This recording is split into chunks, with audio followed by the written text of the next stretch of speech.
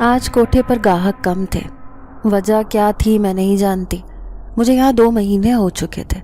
یہ 2 مہینے میں کوٹھے پر رہنے کے باوجود پاک صاف تھی، 5 وقت کی نماز بھی پڑھتی تھی، ہر برائی اور گندگی سے دور تھی۔ وجہ وہ نیک انسان تھا جس نے مجھے اس دلدل میں پھنسنے سے بچا لیا۔ اب تو کسی کی جرت بھی نہیں ہوتی تھی کہ کوئی میری طرف آنکھ اٹھا کر دیکھ لے۔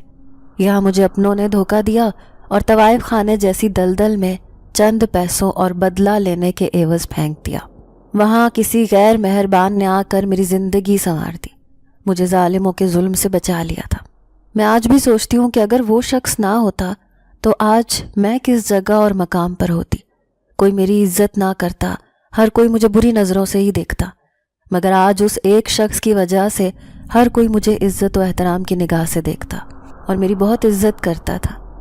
میں نے سن رکھا تھا کہ ایک اکیلی عورت کے ساتھ ایک مرد کا ہونا ضروری ہے، مگر میں اپنی زندگی کی طرف دیکھتے ہوئے یہ کہوں گی کہ اکیلی عورت کا صرف ایک مرد کے نکاح میں آ جانا اس دنیا میں رہنے کے لیے کافی ہوتا ہے۔ آج میں تنہا تھی مگر آج بھی کسی کے نکاح میں تھی، اور وہ شخص بڑی خوبصورتی سے مجھے اس ذلت کی دنیا سے عزت کی دنیا میں لے آیا تھا۔ یہ بات ہے تب کی جب میں 18 سال کی تھی۔ اماں کا انتقال تو تب ہو چکا تھا جب میں 12 برس کی تھی۔ کینسر کے مرض نے انہیں زندہ رہنے کے قابل ہی نہیں چھوڑا تھا۔ ابا اماں سے بہت محبت کرتے تھے، اماں بھی ابا سے بہت محبت کرتی تھیں۔ ہم 2 بہن بھائی تھے، دونوں بہن بھائیوں میں اتنا پیار تھا کہ ہر کوئی ہمیں دیکھ کر رشک کرتا تھا، ہر کوئی ہماری سنتیں اپنے بچوں کو دیتا، مگر اماں کی موت نے ہمارا ہنستا بستا گھر اجاڑ کر رکھ دیا تھا۔ یہاں کبھی ہمارے گھر میں کہے گونجا کرتے تھے، وہاں اب ماتم منایا جا رہا تھا۔ اماں کے جانے کے بعد میں اور بھائی بالکل خاموش ہو گئے۔ بھائی کی عمر تقریباً 15 سال تھی اور میں اس وقت 12 سال کی تھی۔ نہ تو بھائی یہ غم برداشت کے قابل تھا اور نہ ہی میں ہر وقت اماں کو یاد کر کر کے روتی رہتی۔ چھوٹی ہونے کی وجہ سے میں اماں کے بہت قریب تھی۔ اماں بھائی سے بھی بہت محبت کرتی تھیں کیونکہ وہ ان کا اکلوتا بیٹا تھا، اور مجھ سے بھی بے انتہا محبت کرتی تھیں کیونکہ میں ان کی اکلوتی بیٹی تھی۔ زندگی اچھی بھلی جا رہی تھی کہ اچانک سے اماں دن بدن کمزور ہوتی گئی۔ ہماری تو سمجھ سے باہر تھا کہ اماں کو کیا ہو رہا تھا، اتنی کمزوری کس بات کی تھی۔ ابا نے اچانک اماں کے ٹیسٹ کروائے تو معلوم ہوا کہ اماں کو کینسر ہے، جو وقت کے ساتھ ساتھ بڑھتا ہی جا رہا ہے۔ ابا کافی پریشان ہو گئے۔ پھر اچانک ایک دن اماں کی حالت اتنی بگڑ گئی کہ ہسپتال لے جانے کی بھی نوبت نہ آئی اور اماں دنیا سے چل بسی۔ ابا بظاہر تو ہمارے ساتھ بہت خوش تھے، مگر ہم جانتے تھے کہ ابا دل ہی دل میں روتے رہتے ہیں، اماں کو یاد کرتے رہتے ہیں۔ میں نے اکثر انہیں کمرے میں بیٹھے روتے ہوئے پایا تھا۔ اماں کی موت کو 6 مہینے ہوئے تو سب رشتہ داروں نے ابا سے کہنا شروع کر دیا کہ وہ دوسری شادی کر لیں، مگر ابا کسی صورت نہیں مانتے تھے۔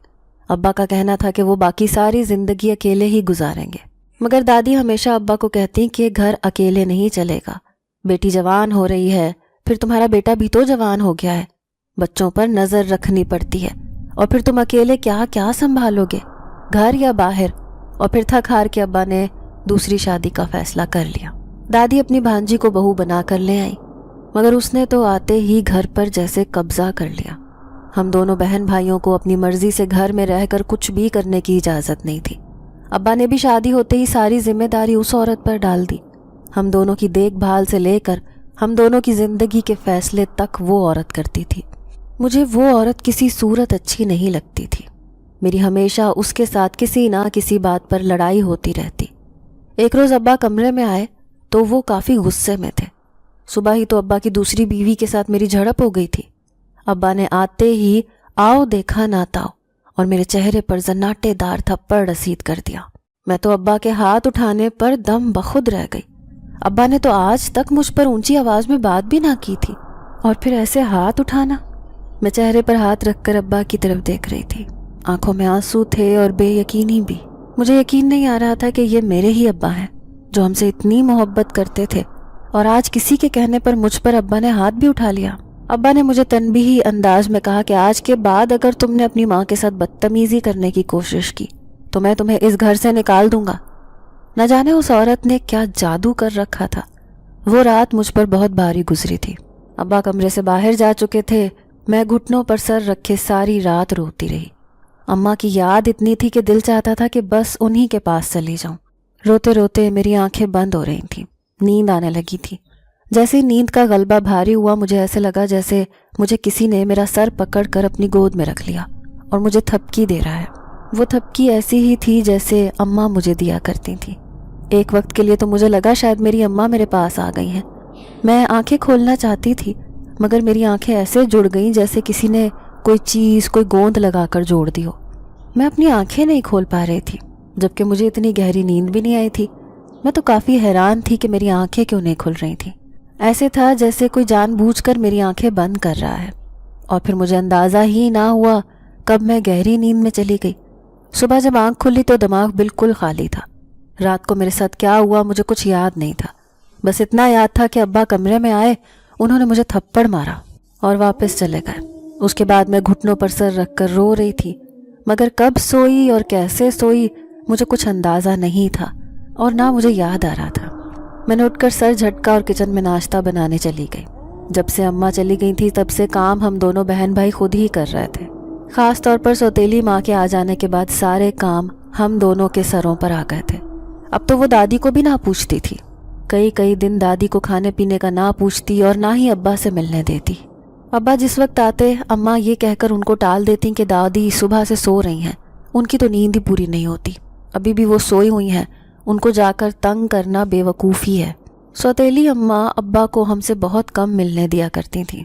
हम सारा दिन तरस जाते थे अब्बा का चेहरा देखने के लिए, मगर उनके आते ही वो उन्हें कमरे में ले जाती और फिर अगली सुबह हमारे कमरों से निकलने से पहले पहले अब्बा घर से जा चुके होते थे।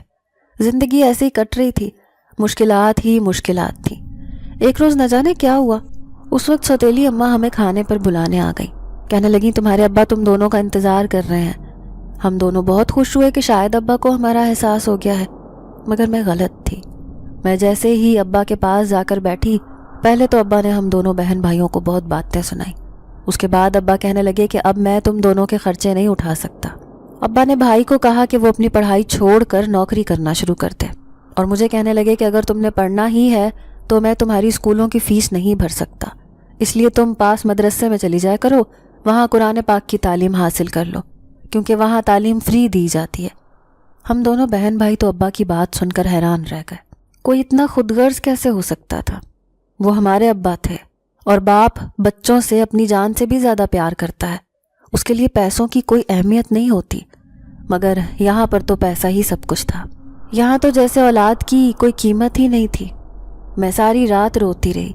अगले रोज़ भाई नौकरी की तलाश में इधर उधर भटकने लगा, मगर तालीम की कमी की वजह से कोई भी उसे नौकरी देने के लिए तैयार नहीं था। सारा दिन मारा मारा फिरने के बाद जब भाई घर आया तो मैं कमरे में बैठी अभी भी रो रही थी।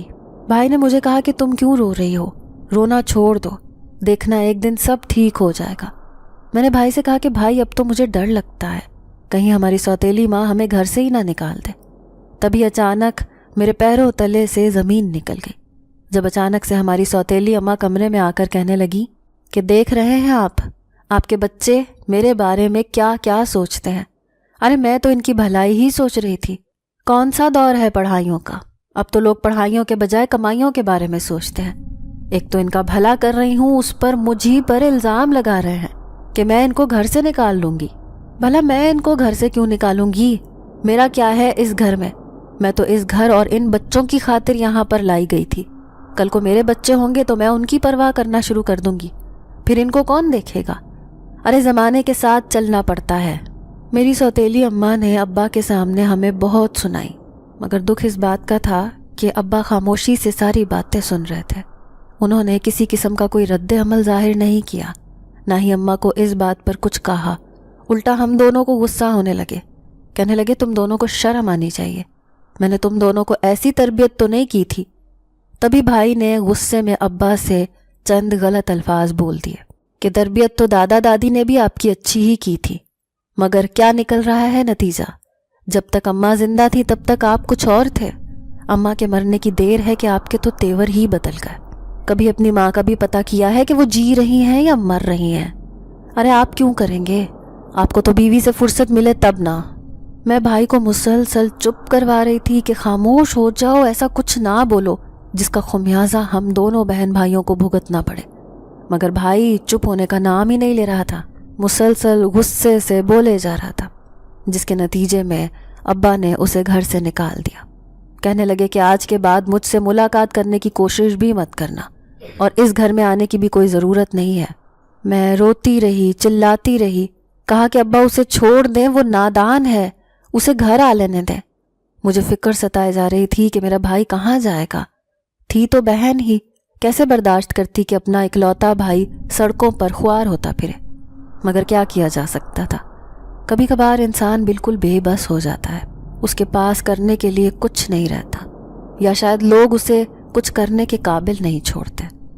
وقت گزرتا گیا، بھائی کو گئے ہوئے 1 مہینہ ہو گیا تھا۔ مجھ پر مزید ظلم و ستم کے پہاڑ ٹوٹ گئے تھے۔ میں سارا دن گھر کے کام کرتی۔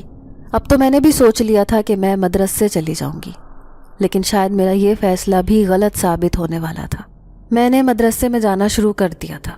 وہ صرف عورتوں کا مدرسہ تھا، مگر وہاں پر پروفیسر مرد بھی تھے، اسی وجہ سے مجھے اپنا چہرہ چھپانا پڑتا تھا۔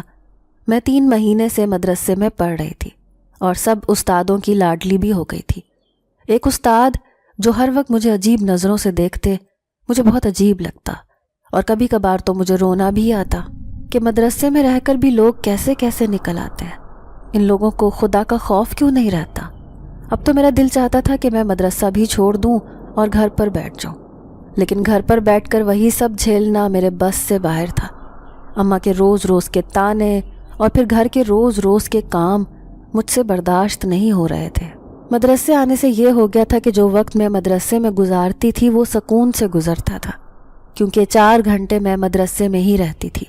وہ 4 گھنٹے میری زندگی کے بہت پرسکون گھنٹے ہوتے تھے، مگر اب مجھے اس استاد کی وجہ سے آوازاری ہو رہی تھی۔ میرا دل نہیں چاہتا تھا کہ میں مدرسے میں آؤں۔ ایک روز میں گھر سے مدرسے کے لیے نکلی تھی کہ مدرسے نہ جانے کا دل کرتے ہوئے میں مدرسے کے پاس بنے ایک پارک میں چلی گئی، یہ سوچ کر کہ یہاں کون سا کوئی آئے گا یا کوئی مجھے دیکھے گا، کسی کی مجھ پر نظر بھی نہیں پڑے گی، اور میں یہاں پرسکون بیٹھی رہوں گی۔ 4 گھنٹے وہاں پر گزار کر گھر واپس چلی جاؤں گی، چلو کم از کم کچھ سکون تو ہوگا، اور اگر پھر کبھی ایسے ہی آوازاری ہوئی تو یہیں پر 4 گھنٹے آ کر گزار لیا کروں گی، کبھی کبھار مدرسے سے چھٹی کر لیا کروں گی۔ میں تانے بانے بنتی بیٹھ گئی۔ کچھ وقت گزرا تھا کہ اچانک سے میرے کاندھے پر کسی نے ہاتھ رکھا۔ میں نے بے دھیانی میں جیسے ہی پیچھے مڑ کر دیکھا، میرے منہ سے ایک دم چیخ نکل گئی۔ میں اپنی جگہ سے 10 قدم پیچھے کو چھلانگ لگا کے اٹھی، کیونکہ میرے کاندھے پر ہاتھ رکھنے والا کوئی اور نہیں بلکہ میرا وہی استاد تھا۔ میں ایک دم گھبرا گئی، ڈر کے مارے میرا وجود کپ کپا رہا تھا۔ وہ مسلسل مجھے گھور رہے تھے، پھر ایک دم غصے سے کہنے لگے کہ تم مدرسے سے چھٹی کر کے یہاں پر کیا کر رہی ہو؟ تمہیں اندازہ بھی ہے کہ تمہارے یہاں آنے پر کیا ہو سکتا تھا؟ یہ پارک تم جیسی شریف لڑکیوں کے لیے نہیں بنا ہوا۔ آج کے بعد مجھے یہاں پر نظر مت آنا، یا تو گھر پر رہو اور یا پھر مدرسے آئی ہو تو مدرسے میں رہو، ادھر ادھر گھومنے پھرنے کی ضرورت نہیں ہے۔ ایسی بچیاں اچھی نہیں لگتی جو گھر سے کچھ کہہ کر نکلیں اور باہر جا کر کچھ اور کریں، یہ شریف لوگوں کے کام نہیں ہے۔ اور میں جانتا ہوں تم ایک شریف گھرانے سے تعلق رکھتی ہو، جو بھی مسئلے مسائل ہیں مجھ سے کہہ سکتی ہو، مگر ایسے چھپ کر گھر سے باہر نکل کر آنا اور پھر اپنی منزل تک نہ پہنچنا، راستے میں بھٹک جانا، یہ کہاں کی شرافت ہے؟ میں تمہارا استاد ہوں، تمہارے ہر مسئلے کا حل میرے پاس ہے، مگر آج کے بعد مجھے ایسے کہیں بھٹکتی ہوئی نظر آئیں تو مجھ سے برا کوئی نہیں ہوگا۔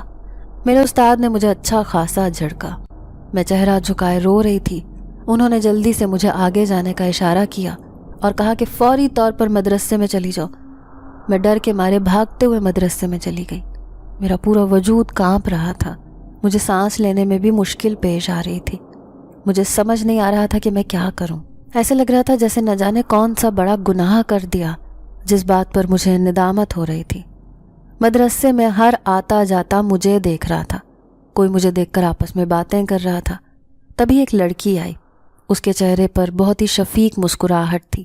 آتے ہی میرے پاس بیٹھ گئی، میرا ہاتھ تھام لیا، کہنے لگی کیا ہوا ہے؟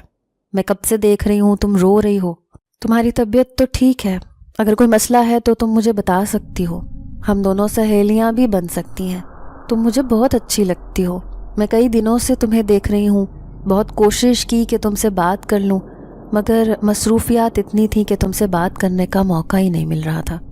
میں نے اسے حیرانگی سے دیکھا۔ وہ بہت پیاری لڑکی تھی اور شاید مجھ سے چھوٹی بھی تھی۔ میری آنکھوں میں اسے دیکھ کر آنسو آنے لگے۔ مجھے اپنے بھائی کی اور اماں کی بہت یاد آ رہی تھی۔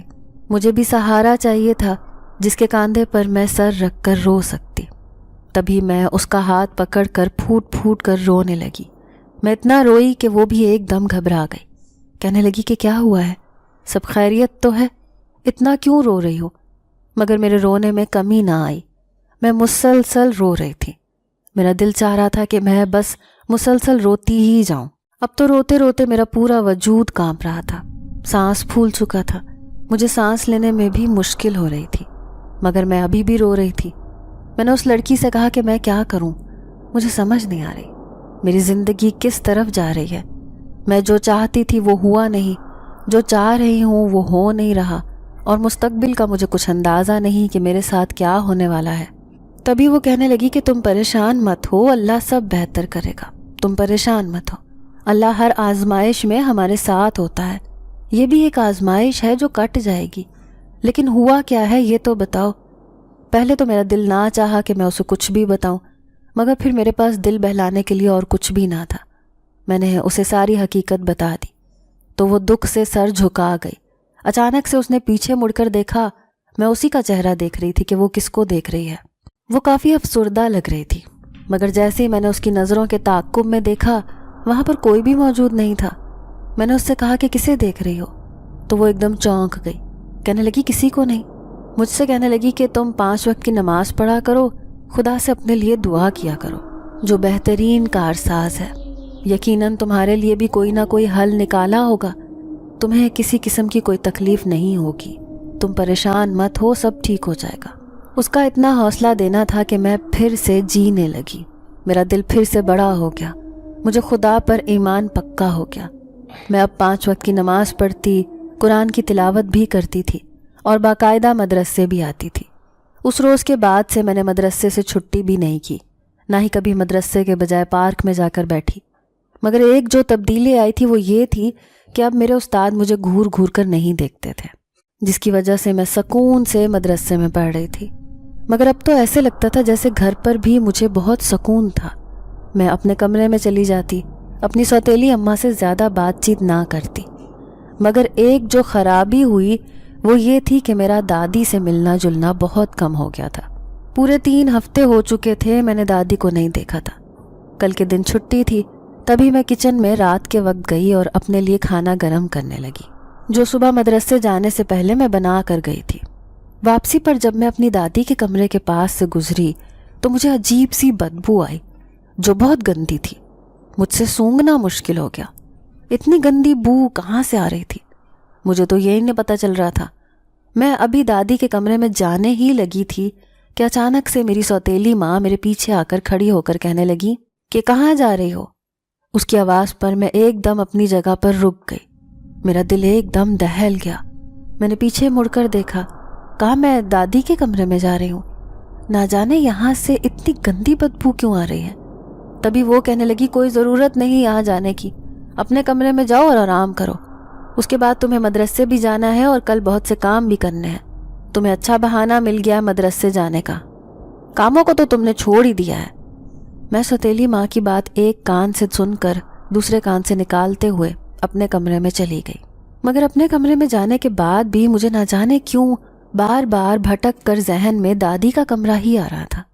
میں نے سوچا کہ اگلی صبح ہوتے ہی سوتیلی اماں کے اٹھنے سے پہلے میں دادی کے کمرے میں دیکھ آؤں گی، شاید وہاں کوئی کوڑا وغیرہ نہ پڑا رہ گیا ہو جس کی بدبو اتنی گندی آ رہی تھی۔ نہ جانے دادی وہاں پر کیسے رہ رہی ہوں گی، صفائی کا تو سوتیلی اماں بالکل بھی خیال نہیں رکھتی۔ یہی خیال سوچتے سوچتے میں رات کو سو گئی۔ رات کو میں نے خواب میں دیکھا کہ میں محلوں کی شہزادی ہوں اور میں حجاب میں وہاں پر راج کر رہی ہوں، مگر پورے محل میں اکیلی ہوں، میرے پاس کوئی نہیں ہے۔ تبھی دروازہ کھٹکتا ہے اور ایک فقیرنی باہر آتی ہے، آ کر کہتی ہے کہ تم دونوں کی جوڑی سلامت رہے۔ تو میں ایک دم مسکرا دیتی ہوں، کہتی ہوں آمین۔ مگر وہ فقیرنی کیسے جانتی ہے کہ میں شادی شدہ ہوں؟ اچانک سے میری آنکھ کھل گئی، دور کہیں فجر کی اذانیں ہو رہی تھیں۔ یہ کیسا خواب تھا؟ مگر اس خواب نے مجھے وقتی طور پر خوش کر دیا تھا۔ میں پرسکون ہو گئی تھی۔ میں نے اٹھ کر فجر کی نماز ادا کی، مگر دل بہت بے چین تھا۔ بار بار دل بھٹک کر دادی کی طرف جا رہا تھا۔ اب مجھے خوف بھی محسوس ہونے لگا تھا۔ نہ جانے دادی کے ساتھ کیا ہوا ہوگا، پھر ان کے کمرے میں سے اتنی بدبو کیوں آ رہی تھی؟ یہ ساری باتیں میرے ذہن میں گھوم رہی تھیں۔ میں جلد سے جلد دادی سے ملنا چاہتی تھی، مگر میں ڈر بھی رہی تھی کہ کہیں اب پھر سے سوتیلی ماں کو پتہ نہ چل جائے، ورنہ انہوں نے بھائی کی طرح مجھے بھی گھر سے نکال دینا تھا۔ میں نہیں جانتی تھی کہ میرا بھائی اس وقت کہاں پر ہے۔ اس عورت نے گھر میں آتے ہی ہم سب رشتوں کو بکھیر کے رکھ دیا تھا۔ شروع میں تو دادی بھی اپنے فیصلے پر پچھتاتی تھیں کہ انہوں نے یہ فیصلہ کیوں کیا۔ اچھی بھلی زندگی گزر رہی تھی، نہ جانے دادی کو کیا سوجی جو اپنی بھانجی کو گھر لے آئیں۔ اس نے تو آتے ہی گھر کو تباہ و برباد کر کے رکھ دیا تھا۔ یہی سوچتے سوچتے میں دعا مانگنے لگی اور رو رو کر دادی اور بھائی کی حفاظت کے لیے دعا مانگنے لگی۔ ابا کے لیے تو دعا بھی میرے منہ سے نہیں نکلتی تھی، کیونکہ وہ باپ تھے۔ انہوں نے جو کیا وہ انہیں نہیں کرنا چاہیے تھا۔ انہوں نے ہمارے ساتھ بہت زیادتی کی۔ تبھی میں دعا پوری کرتے ہی دادی کے کمرے کی طرف نکل گئی، چہرہ چھپاتے ہوئے تاکہ کوئی مجھے دیکھ نہ لے، اور اندھیرے میں دیوار کے ساتھ چلتی چلتی میں دادی کے کمرے کے پاس پہنچ گئی۔ مگر آج تو انتہا ہی ہو گئی۔ دادی کے کمرے کے پاس کھڑا ہونا بھی محال ہو گیا۔ نہ جانے کمرے میں کتنا کوڑا کھڑا تھا جو اتنی بدبو آ رہی تھی۔ نہ جانے کب سے وہاں پر گند پڑا ہوگا۔ بہت سے خیالات میرے ذہن میں آ رہے تھے۔ میں نے تبھی آرام سے ہلکی آواز میں دروازہ کھولا تاکہ دروازے کی آواز میری سوتیلی ماں تک نہ جا سکے۔ دروازہ کھولتے ہی کمرے میں اندھیرا ہی اندھیرا چھایا ہوا تھا۔ میں آہستہ آہستہ کمرے کے اندر گئی اور پھر ہاتھ مارتے ہوئے میں نے کمرے کی بتی جلا دی۔ بتی کا جلانا تھا کہ میں اس کمرے کا ماحول دیکھ کر چیخیں مارنے لگی۔ میری آواز اتنی اونچی تھی کہ میرے ابا اور میری سوتیلی اماں اٹھ کر دادی کے کمرے میں آ گئے۔ ابا تو دادی کے کمرے میں آتے ہی آنکھیں پھاڑے کبھی دادی کو کبھی کمرے کے ماحول کو دیکھتے۔ دادی اماں پر عجیب عجیب سی چیزیں چل رہی تھیں، عجیب سے کیڑے تھے جو چل رہے تھے۔ نہ جانے دادی کو مرے ہوئے کتنے دن ہو چکے تھے۔ ان کے کمرے سے اتنی بدبو آ رہی تھی کہ مجھے متلی کا احساس ہونے لگا۔ میں بہت مشکل سے خود کو روکتے ہوئے وہاں پر کھڑی تھی، مگر اب میرے دماغ کی بس ہو چکی تھی۔ تبھی میں نے لمبا سانس لے کر کہا کہ آپ کے آنکھوں پر پٹی بندھی ہوئی ہے، دادی کی حالت دیکھ رہے ہیں۔ اس کی ذمہ داری بھی آپ نے اپنے بیگم کو دی تھی، کسی اور کو نہیں۔ ہم میں سے ایک کو انہوں نے ویسے ہی گھر سے نکال دیا، دوسری کو مار ڈالا۔ اب بچی ہوں میں، میرا انجام دیکھے نہ جانے کیا ہوگا۔ کاش آپ نے اس وقت دادی کی بات نہ مانی ہوتی اور دوسری شادی کا فیصلہ نہ کیا ہوتا۔ شاید آج ہم لوگ خوش ہوتے، اور شاید یہ بات بھی دادی کو سمجھ میں آ گئی تھی اور انہیں ان کے فیصلے کی سزا مل چکی ہے، اور ہم بے قصوروں کو بھی دادی کے فیصلے کی سزا مل رہی ہے۔ مگر ابھی تک ایک بات کی سمجھ نہیں آئی کہ ہم لوگوں کا کیا قصور ہے۔ ہم نے آپ سے کیا کیا تھا؟ میرا اتنا بولنا تھا کہ میری ماں بین ڈالنے لگی، کہنے لگی کہ میں تو اماں کا بہت خیال رکھتی تھی، نہ جانے اماں کو کیا ہو گیا اچانک سے۔ میرا اس میں کوئی قصور نہیں ہے۔ مگر حیرت کی بات تو یہ تھی کہ ابا نے اپنی آنکھوں سے دیکھا اور دیکھ کر چپ تھے، خاموشی سے باہر نکل رہے تھے۔ ابا کے نکلتے ہی سوتیلی اماں نے مجھے بالوں سے پکڑ لیا، کہنے لگی اب دیکھ میں تیرا علاج کیا کرتی ہوں۔ آہستہ آہستہ جیسے باقی سب کو اس گھر سے رخصت کیا ہے، تجھے بھی رخصت کر دوں گی، اور تجھے تو ایسی دلدل میں پھینکوں گی جہاں سے تو کبھی باہر نہیں نکل پائے گی۔ دادی کی میت کو باہر رکھا گیا تو لوگ ان کے پاس آنے سے بھی گھبرا رہے تھے۔ تبھی ابا نے فیصلہ کیا کہ جلد سے جلد دادی کا جنازہ کروا کے انہیں دفنا دیا جائے۔ میں بھی ایک کونے میں بیٹھی ہوئی تھی جب اچانک سے میرے پاس کوئی آیا۔ میں نے چہرہ اٹھا کر دیکھا تو وہی لڑکی تھی جو مدرسے میں میرا حال چال پوچھ لیا کرتی تھی۔ میرے پاس آ کر کہنے لگی تمہاری دادی کے چلے جانے کا بہت افسوس ہوا ہے۔ میں کافی حیران ہوئی کہ اس کو کیسے پتہ چلا کہ میری دادی اس دنیا میں نہیں رہی۔ میں نے اس سے پوچھا کہ تمہیں کیسے علم ہوا کہ میری دادی اس دنیا میں نہیں ہے؟ تو کہنے لگی کہ ہمارے ہاں اگر کسی کا کوئی بہت پیارا چلا جاتا ہے تو ہمیں فوری طور پر خبر کر دی جاتی ہے۔ تم بھی آج چھٹیوں کے دن گھر پر تھی، تمہارے گھر پر پوچھا گیا تو تب تمہارے ابا نے شاید بتایا کہ تمہاری دادی اس دنیا میں نہیں رہی۔ میں اس کے کاندھے سے سر لگا کر رونے لگی اور کہا کہ میری دادی سے مجھے بہت پیار تھا، مگر اس عورت نے ہمارا دادی سے پیار بھی ختم کر دیا۔ اور ہمیں ان سے دور کر دیا۔ یہی وجہ ہے کہ اب وہ ہمارے درمیان میں نہیں رہی۔ دادی کو مرے 3 ہفتے ہو چکے تھے۔ ان 3 ہفتوں میں ابا ایک روز بھی گھر نہ آئے، نہ جانے کہاں چلے گئے تھے۔ تبھی ایک رات اماں میرے پاس آئیں، آ کر کہنے لگیں کہ تمہارے لیے میں نے دودھ گرم کر دیا ہے، وہ پی لینا۔ مجھے کافی حیرت ہوئی کہ آج ابا کی بیگم کو میرا خیال کیسے آ گیا، مگر مجھے لگا کہ شاید انہیں اپنے گناہوں کا علم ہو گیا تھا، شاید وہ اس کی تلافی کرنا چاہتی تھیں، اسی لیے میرے ساتھ نرمی کا برتاؤ کر رہی تھیں۔ میں اٹھ کر گئی اور میں نے کچن میں سے دودھ کا گلاس پی لیا اور آ کر اپنے کمرے میں واپس لیٹ گئی، مگر مجھے علم ہی نہ ہوا کہ کب میری آنکھ لگ گئی اور میں وہیں پر سو گئی۔ اتنی گہری نیند تو میں کبھی بھی نہیں سوئی تھی، اور پھر جس وقت میری آنکھ کھلی میرے سر پر 7 آسمان ٹوٹ پڑے۔ وہ ایک قیامت کا منظر تھا جب میں نے خود کو ایک کمرے میں بند دیکھا۔ یہ میرا کمرہ تو نہیں تھا، نہ جانے میں کہاں تھی، اور نہ ہی یہ کوئی خواب تھا۔ میں اپنے ہوش میں تھی، بس میرا سر بہت زور سے چکرا رہا تھا۔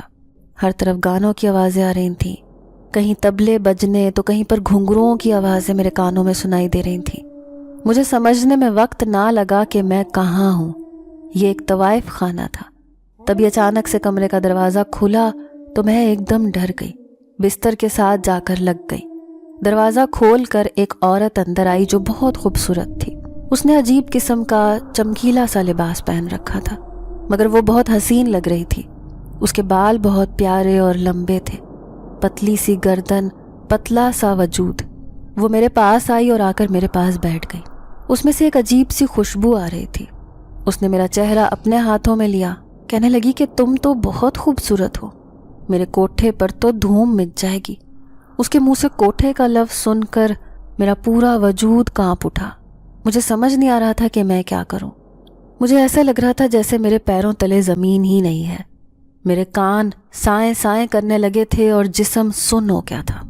مجھے تو سمجھ نہیں آ رہا تھا کہ میں یہاں سے کیسے بھاگوں، اور میں یہاں پر آئی کیسے۔ میں تو اپنے گھر میں تھی۔ مگر پھر اچانک سے میرے دماغ میں ایک دھماکہ سا ہوا جب مجھے یاد آیا کہ میری اماں نے مجھے دودھ پینے کے لیے کہا تھا۔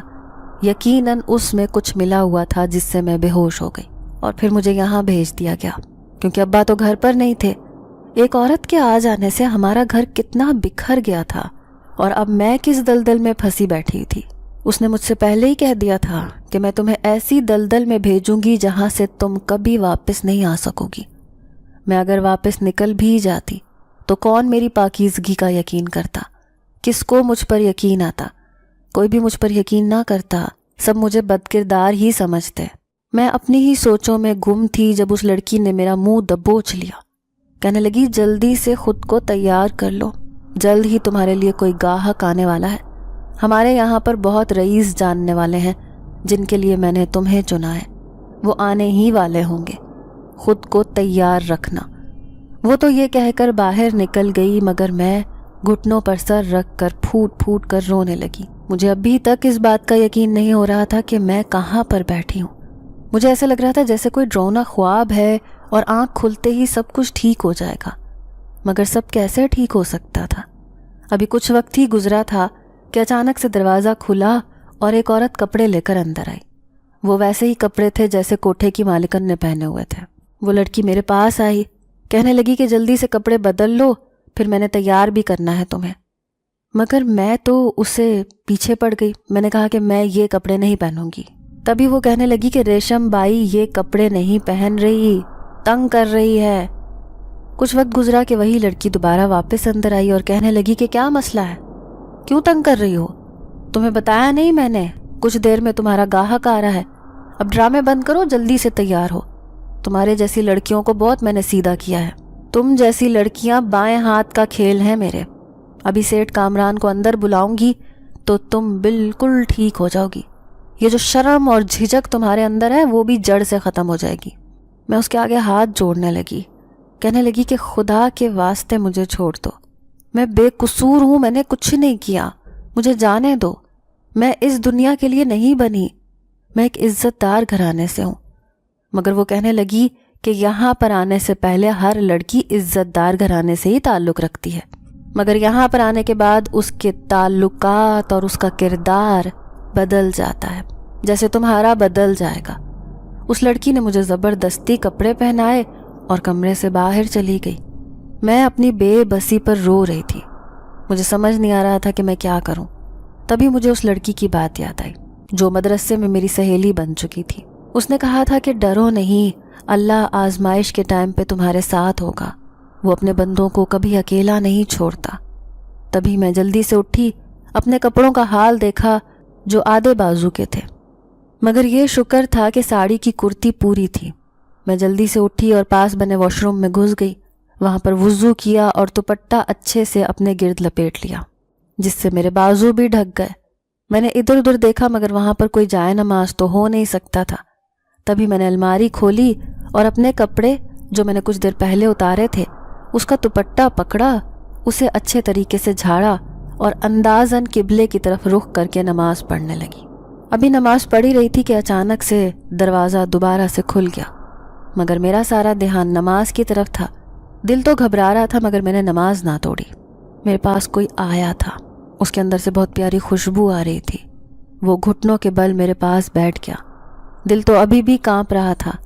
मैंने कांपते दिल से नमाज पढ़ते पढ़ते अपनी आंखों को ज़ोर से बंद कर दिया। तभी वो कहने लगा कि किबला दाईं तरफ है, तुम गलत रुख पर नमाज पढ़ रही हो। मेरी नमाज मुकम्मल हुई तो मैंने सलाम फेरा और कहा कि खुदा नियतों को जानता है। नमाज तो तब भी पढ़ी गई थी जब किबला नहीं था। वो मेरी बात पर हंसने लगी। मैंने अभी तक उसका चेहरा नहीं देखा था। तभी रेशम बाई आई, मेरे पास आकर कहने लगी कि तुमने मेकअप क्यों उतार दिया, इतनी मुश्किल से तुम्हारा मेकअप किया था। इससे पहले कि मैं कुछ कहती उस लड़के ने रेशम बाई को चुप करवा दिया। कहा कि जब इतनी खूबसूरत बगैर मेकअप के है तो मेकअप करके इसको छुपाना नहीं चाहिए। रेशम बाई, ये मासूमियत ही तो मुझे चाहिए थी जो तुमने मुझे दे दी। इसको मैं हमेशा के लिए ख़रीदना चाहता हूँ। बताओ क्या दाम लग जाएगा। जाए नमाज पर बैठे बैठे मेरी आंखों से आंसू बहने लगे। क्या मेरी बोली लगेगी? क्या मेरे दाम लगाए जाएंगे? क्या मैं इतनी सस्ती थी? मैं खुदा के आगे रो दी और कहा, या अल्लाह मेरी मदद फरमा। और फिर जब पूरे दिल और ईमान से उससे मदद मांगी जाए तब कोई रास्ता नज़र ना आ रहा हो तो फिर वो रास्ता कैसे नहीं बनाता। वो अपने बंदों के लिए उसी वक्त रास्ते बना देता है, अपनी रहमत के दरवाजे उसी वक्त खोल देता है और फिर इतना अता करता है कि इंसान बेयकीन होकर रह जाता है कि ये सब नेमतें उसी के लिए हैं। मेरा ईमान पुख्ता था कि मेरे लिए अल्लाह ज़रूर कोई ना कोई रास्ता निकाल देगा। इस मुश्किल से भी मैं जल्द ही बाहर निकल आऊँगी। मैं नहीं जानती थी कि खुदा ने मेरी इतनी जल्दी सुन ली, मगर मेरा दिल डर रहा था। मैं मुसलसल अपने अल्लाह से अपने लिए दुआ कर रही थी, अपनी हिफाजत के लिए दुआ कर रही थी। तभी रेशम बाई ने कहा कि सरकार, हम तो इसी दिन का इंतज़ार कर रहे थे। आपने कभी तो हमारे कोठे पर आई किसी लड़की पर नज़र करम की। ये लड़की यकीनन खुशकिस्मत है जिसको आपने चुना है। अब आप खुद ही देख लें, कुंवारी और ख़ूबसूरत लड़की है, कितने दाम लगाऊं? तभी वो बोला कि इसके तू जितने दाम लगे हैं उतने कम हैं, तो क्यों ना तुम्हें मैं अपने गांव की सारी ज़मीनें तुम्हारे नाम लगा दूं। मैंने एकदम चौंक कर उस आदमी की तरफ देखा जिसका चेहरा रेशम बाई की तरफ था। मैं हैरान थी कि कोई इतना जज्बाती कैसे हो सकता है कि एक लड़की के लिए इतना बड़ा फैसला कर ले। या तो शायद वो बहुत ज़्यादा अमीर था या बेवकूफ़ था। वक्त गुजरता गया और उस शख्स ने सारे गांव की ज़मीनें रेशम बाई के नाम कर दी। कहने लगा कि आज से ये मेरी इमानत है, इसको अगर किसी ने हल्का सा भी हाथ लगाया तो रेशम भाई तुम्हारी 7 पुश्तों को मट्टी के अंदर गाड़ दूंगा। इसके खाने पीने का, आराम का ख्याल तुमने खुद रखना है। इसको हल्की सी भी खराश आई तो मैं तुम्हें जान से मार दूंगा, और तुम जानती हो मैं वही कहता हूँ जो मैं कर सकता हूँ। रेशम बाई ने थूक निगला था। कहने लगी, जी सरकार, क्यों नहीं, जैसा आप कहेंगे वैसा ही होगा। आप बेफिक्र रहें, मैं इसका बहुत ख्याल रखूंगी। वो लड़का मेरे पास आया तो मैंने जल्दी से नज़रें झुका लीं। कहने लगा, मैं परसों आऊँगा तुम्हें लेने के लिए, फिर हम बहुत खूबसूरत जगह पर चलेंगे, मगर तब तक तुम्हें घबराने की ज़रूरत नहीं है। यहाँ पर तुम्हें कोई कुछ नहीं कहेगा। इतना कहकर वो रेशम बाई को लिए कमरे से बाहर चला गया। मैं उसी वक्त सजदे में गिर गई कि खुदा ऐसे भी मदद करता है। जहाँ खुदा ने मुझे 2 दिन के लिए बचा लिया, वहीं मुझे यकीन था कि वो उम्र भर के लिए भी मुझे बचा लेगा। वो मुझे ऐसे जलील और रुस्वा नहीं होने देगा। नमाज पढ़ के कुछ तसल्ली हुई تو میں اپنے بستر پر واپس آ گئی۔ شام ہونے کا وقت تھا، ہر طرف رونق لگی ہوئی تھی۔ اب شاید بازار حسن جمع ہوا تھا۔ میں کانوں پر ہاتھ رکھ کر لیٹ گئی۔ کچھ دیر گزری کہ دروازہ دوبارہ سے کھلا اور ایک عورت بڑی سی ٹرے لیے میرے پاس آئی۔ آ کر کہنے لگی بائی نے بھیجی ہے، کھانا کھا لو، بڑی خوش نصیب ہو، جس نے تمہیں چنا ہے وہ تمہیں راج کروائے گا۔ میں نے اس لڑکی کی طرف دیکھنا بھی گوارا نہیں کیا تھا۔ میں نہیں جانتی تھی کہ اس میں کیا کھانا ہے، مگر میرا بالکل کھانے کو دل نہیں چاہ رہا تھا۔ میں نے اسے کہہ دیا کہ میں نے نہیں کھانا، مجھے کھانا واپس لے جاؤ۔ وہ کہنے لگی کہ کھا لو، کیوں ہماری جان مشکل میں ڈلوانا چاہتی ہو؟ اگر اس آدمی کو پتہ چل گیا کہ تم نے کھانا نہیں کھایا تو ہماری جان لے لے گا، خدا کا واسطہ ہے کھانا کھا لو۔ اس کی اتنی منت سماجت پر میں نے کھانا کھا لیا، کیونکہ میں جان گئی تھی کہ وہ آدمی کوئی انسان نہیں، یقیناً وہ کوئی بہت طاقت رکھتا ہے، اسی لیے سب اتنا ڈر رہے تھے۔ اسی لیے میں نے کھانا کھایا اور اب شکر ادا کر کے سو گئی۔ اگلی صبح میری آنکھ فجر کے وقت کھلی۔ میں اٹھی اور اٹھ کر نماز پڑھنے لگی۔ نماز پڑھ کر جیسے ہی فارغ ہوئی، سلام پھیرتے ہوئے دعا مانگ کر جیسے ہی میں نے جائے نماز طے لگایا، میں اٹھ کر واپس بستر پر جانے لگی تو ایک دم میرے منہ سے چیخ نکل گئی، کیونکہ وہاں پر وہی آدمی بیٹھا ہوا تھا جس نے میری عزت اور میری جان بچائی تھی۔ مگر اب مجھے کون بچائے گا؟ یقیناً وہ اپنا حق لینے آیا ہوگا۔ اتنے پیسے اس نے مجھ پر لٹا دیے تھے، مگر اس شخص کو دیکھ کر میں حیران رہ گئی۔ وہ بہت خوبصورت تھا، اس کا چہرہ اتنا خوبصورت تھا کہ میں اس کے چہرے سے نظریں نہیں ہٹا پا رہی تھی۔ وہ کب میرے پاس آیا، آ کر میرے چہرے کے آگے تالی بجائی، مجھے پتہ ہی نہ چلا۔ اس کے تالی بجانے پر میں ایک دم چونک گئی۔ وہ کہنے لگا کیا ہوا؟ مجھ جیسا حسین پہلے کبھی نہیں دیکھا جو آنکھیں نہیں ہٹا پا رہی۔ میرے چہرے پر ایک دم غصہ آ گیا۔ میں نے کہا کہ ایسی کوئی بات نہیں ہے، اور آپ اس وقت یہاں پر کیا کر رہے ہیں؟ کہنے لگا میں حق رکھتا ہوں تم پر، اسی لیے آیا ہوں۔ اس کی بات نے میرے رونگٹے کھڑے کر دیے۔ میں ایک دم رونے لگی، اس کے پیروں میں بیٹھ گئی۔ میں نے کہا کہ میں تمہارا حق ادا کر دوں گی، مگر تم مجھ سے نکاح کر لو۔ مجھے بے شک اپنے ساتھ مت لے کر جانا، یہیں پر رکھنا، پھر جب دل چاہے حق لینے آ جانا۔ میں تمہیں انکار نہیں کروں گی، مگر میں یہ ذلت اور رسوائی کی زندگی نہیں گزارنا چاہتی۔ خدا کے لیے مجھ سے نکاح کر لو، اس کے بعد پھر جو دل چاہے کرنا، میں تمہیں کسی چیز سے نہیں روکوں گی۔ وہ میری بات پر مسکرانے لگا، کہنے لگا کہ ٹھیک ہے، چلو ہم آج ہی نکاح کر لیتے ہیں۔ میں حیران رہ گئی کہ کوئی اتنی جلد بازی کیسے کر سکتا ہے۔ میں نے خود پر اچھے سے دوپٹہ لپیٹا اور اس آدمی کے ساتھ نکل پڑی۔ ریشم بائی راستے میں ہی کھڑی تھی، نیند میں جھول رہی تھی۔ شاید اس شخص کی وجہ سے اس کی نیند خراب ہو گئی تھی۔ تبھی وہ اس ریشم بائی سے کہنے لگا کہ میں اس کو لے کر جا رہا ہوں، آج کے بعد اس کا اور تمہارا کوئی رشتہ نہیں، اور اگر پھر بھی کبھی تم لوگوں میں سے کسی نے اس پر نظر ڈالی تو میں اسے تباہ کر دوں گا۔ وقت گزرتا گیا، وہ مجھے لیے ایک مسجد کے پاس آ گیا۔ میں نے اسے بے یقینی سے دیکھا کہ کیا وہ سچ کہہ رہا تھا، کیا وہ واقعی مجھ سے نکاح کرے گا؟ میں نے لمبا سانس کھینچا، سوچا کہ شاید یہی میری زندگی تھی۔ خدا کا شکر ہے میں نے بغیر نکاح کے تو کچھ نہیں کیا، کوئی گناہ نہیں کیا۔ مجھے وہ مسجد میں لے گیا، مجھ سے نکاح کر لیا، پھر مجھے وہ اپنے گھر لے کر آیا۔ گھر تھا یا محل، وہ بہت خوبصورت تھا۔ وہ رات میں نے بہت پرسکون ہو کر گزاری۔ عام شادیوں کی طرح تو میری شادی نہیں ہوئی تھی، مگر مجھے اتنا سکون تھا کہ کم از کم میں کسی کے نکاح میں آ گئی ہوں۔ گھر بہت صاف ستھرا تھا۔ اگلے روز وہ مجھے آرام کرنے کی تلقین کر کے باہر چلا گیا۔ وہاں پر کچھ ملازمین تھیں جنہوں نے میرا خوب خیال رکھا، مگر سارا دن وہ شخص واپس نہ آیا۔ میں تو اس کا نام بھی نہیں جانتی تھی۔ ایک ملازمہ سے میں نے پوچھا کہ جو تمہارے سرکار ہیں ان کا کیا نام ہے؟ تو تبھی وہ کہنے لگی کہ صاحب تو آپ کے شوہر ہیں، کیا آپ کو نہیں پتا؟ میں نے کہا نہیں، مجھے نہیں پتا، میرا تو دھیان نہیں تھا اس وقت جب نکاح پڑھایا جا رہا تھا۔ تو کہنے لگی صاحب کا نام معراج ہے۔ معراج؟ یہ کیسا نام ہے؟ سوچ کے مجھے عجیب لگ رہا تھا۔ تبھی میں نے ایک ملازمہ سے کہا کہ ٹھیک ہے، مجھے تھوڑی دیر کے لیے باہر جانا ہے۔ تو کہنے لگی کہ ایسا مت کریں، صاحب ہم پر غصہ ہوں گے۔ میں نے کہا کہ نہیں ہوتے غصہ، مجھے جانے دو۔ وہ چپ کر گئی تو میں باہر نکل آئی۔ آس پاس کے محلے والے مجھے دیکھ کر کافی حیران ہوئی۔ ایک عورت میرے پاس آئی، آ کر کہنے لگی کہ تم یہاں پر نہیں آئی ہو؟ میں نے کہا کہ جی، جس گھر میں یہ شخص رہتا ہے میں اس کی بیوی ہوں۔ تو وہ آنکھیں پھاڑ کر مجھے دیکھنے لگی۔ اس کا انداز بہت عجیب تھا۔ کہنے لگی کیا بات کر رہی ہو؟ یہاں پر کون سا شخص رہتا ہے؟ یہ گھر تو پچھلے 25 سال سے بند ہے، اور میں نے تو سن رکھا تھا کہ یہاں پر جنات کا سایہ ہے۔ ہاں وہ نیک جنات ہیں اس لیے آج تک کسی کو تنگ نہیں کیا، مگر یہاں پر جو رہنے آیا ہے اس کو گھر سے نکال دیا جاتا ہے۔ وہ اتنا تنگ آ جاتے ہیں کہ گھر چھوڑنے پر مجبور ہو جاتے ہیں۔ 25 سال پہلے یہاں پر ایک خاندان آیا تھا، کچھ اوباش لوگ تھے۔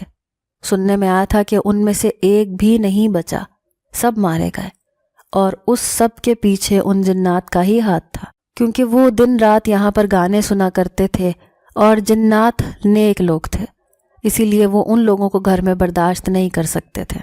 جب سے ان کا قتل ہوا ہے اس کے بعد سے اس گھر میں کوئی نہیں آیا۔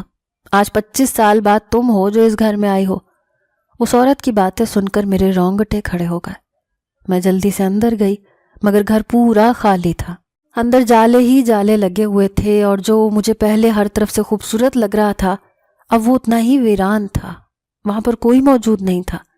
میں کمرے میں بھاگ کر گئی تو وہاں پر ایک خط پڑا ہوا تھا جس پر لکھا تھا کہ تم میری بیوی ہو اور ہمیشہ میری ہی بیوی رہو گی۔ میں مانتا ہوں کہ میں نے تم سے سچ نہیں بولا، مگر میں مجبور تھا۔ میں تمہیں تنہا نہیں چھوڑ سکتا تھا۔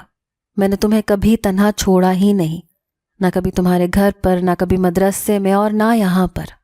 تم ہمیشہ میرے ساتھ رہنا، میں تمہیں کبھی کوئی مشکل نہیں آنے دوں گا۔ میں ہمیشہ تمہارے پاس رہوں گا۔ جب جب تم مجھے یاد کرو گی میں تمہارے پاس آ جایا کروں گا۔ اتنا پڑھ کر میرے ہاتھوں سے وہ کاغذ گر گیا۔ کوئی اتنا نیک کیسے ہو سکتا ہے؟ خدا کی بنائی ہوئی مخلوق میں جنات بھی شامل ہیں۔ اکثر اوقات ہم ان جنات سے ڈرتے ہیں، مگر یہ جنات تو بہت معصوم اور نیک ہوتے ہیں، جن کا کام ہر وقت خدا کی عبادت کرتے ہی رہنا ہے۔ معراج مجھے اپنے گھر میں چھوڑ کر ہمیشہ کے لیے چلے گئے، مگر میں آج بھی ان کے لیے ان کی بیوی ہی تھی، ان کے نکاح میں تھی۔ مجھے اس سے بہت سکون ملتا تھا۔ کوئی شخص مجھے میری طرف آنکھ اٹھا کر بھی نہیں دیکھتا تھا۔ وہ جنات ہو کر میری اتنی مدد کر کے تو اکثر اوقات مجھے اپنے آس پاس سے خوشبو محسوس ہوتی تھی، تو مجھے پتہ چل جاتا تھا کہ وہ میرے آس پاس ہی ہیں۔ نکاح کا رشتہ اتنا خوبصورت ہے کہ مجھے کبھی ان سے ڈر یا خوف محسوس ہی نہیں ہوا تھا۔ وہ جب میرے آس پاس ہوتے تھے تو وہ دن میرے لیے بے حد خوبصورت ہوتا تھا۔